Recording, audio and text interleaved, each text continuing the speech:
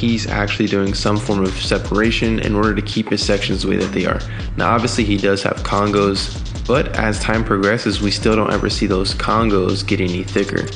And that's the thing about freeform dreadlocks. You have to realize that with freeform, your hair will create congos, which is essentially 2 or more dreadlocks combined into one, with the tips still being solo dreadlocks. So with that being said, the congos will just continue to grow, starting from 2 dreadlocks being combined to 3 to 4 to 5 and so on and so forth, as far as that dreadlock wants to go until it's fully mature. And that's the thing about freeforms as well. They will continue to combine until the hair is actually completely mature, which complete maturity takes about 2 to sometimes even 3 years depending on the hair type and also depending on the maintenance. Now I know a lot of you are like, yo, that's a long time for the hair to completely mature, and that's just that, completely mature. Of course you can get your hair to mature within a couple months, especially if you're doing instant locking using a Dreadlocks crochet hook. And obviously there are other methods that you can get your hair locked up within 6 months to a year. But speaking of the Dreadlocks crochet hook, when you're using it, you can literally lock your hair up within a couple hours, and your hair is mature in order to do washing and to do hairstyles and so on and so forth. But even with crochet hooking, even with twisting with gel or 2-strand twist, whatever method you use to start out, it still takes time to completely mature to where the hair is completely locked up. It's as tight as it can possibly be. But even looking at this photo right here, we're seeing that his hair is getting pretty close to being fully mature. And it looks like he's had his dreadlocks for, I would say, probably about 1.5 to 2 years.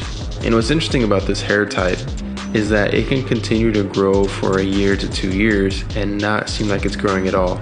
And the reason being is because it continues to compress, and especially with the hair type being so tight of a curl pattern, to where he's about a 4B hair type, which is very ideal for creating dreadlocks. And for anybody new out there, I always state this just so that everybody knows that the 4B hair type is the most suitable, or I would say the 4 range hair type, 4A, 4B, and 4C are the most suitable for getting dreadlocks because they're such a tight curl pattern, so that when you create the dreadlocks, they lock up a whole lot quicker, they lock up a whole lot easier, and you have a wider variety of methods to choose from in order to do maintenance and to start them out.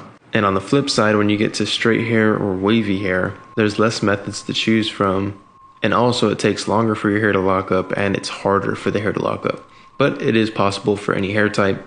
And I did mention the Dreadlocks crochet hook earlier on in this video, and I will say that that tool alone works on any hair type, and you can lock your hair up instantly within a few hours. And I'm talking about the whole head of dreadlocks just using that tool. That's what I really like, that tool. But when it comes to freeform dreadlocks, obviously like we see with Snot, I feel like it suits him very well, especially with his hair type, because all of his dreadlocks are really skinny. And that's one thing I want to tag onto this as well. With a tighter curl pattern, you're going to get skinnier dreadlocks if you're freeforming. And I'll say it this way, that you can actually create skinnier dreadlocks with a tighter curl pattern because that's what your hair is naturally going to do. And just a rule of thumb, if you have a straight hair type, it's best to create a thicker section in order to create the dreadlock because it's going to take a little bit more hair to use. But for instance, with a tighter curl pattern, say if you have a 4C, you can create a skinnier section in order to make a dreadlock. And that's the benefits of having a tighter curl pattern. You can obviously make skinnier dreadlocks with a looser curl pattern, but it's going to take a little bit more time to lock up. It's going to be a little bit harder, and there's just so many other things that come with it. But don't think it's impossible. It just takes the right tools and actually knowing how to do it. But right here we do see that his hair is starting to bud up, and also some of his dreadlocks are starting to combine a little bit more. So maybe he is stopping the separation, or maybe he never even separated at all. But based on the maturity of his dreadlocks and how long they are, it does seem like he's doing some form of separation. And overall, it's just really cool to see how his hair is turning out because you're able to see the different textures in each dreadlock. They all have different forms. And that's what I think is really beautiful about freeform dreadlocks, because they do what they'll naturally do. And one thing that I think is really cool is if you were to have multiple sets of freeform dreadlocks, I think they'll all look very different. So say for instance,